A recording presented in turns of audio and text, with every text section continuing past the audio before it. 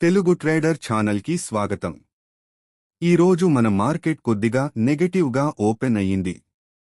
చూద్దాం ఈరోజు ఎలా ఉండబోతుందో మన మార్కెట్.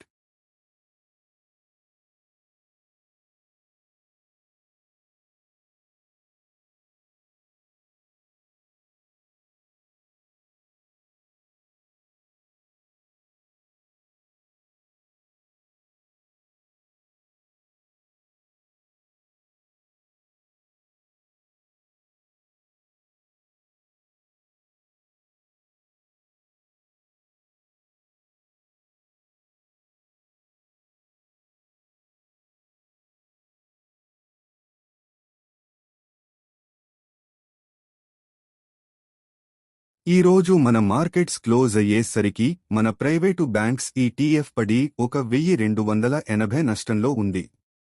చూద్దాం రేపు ఎలా ఉండబోతుందో మన మార్కెట్. మళ్ళీ కలుద్దాం మిత్రులారా.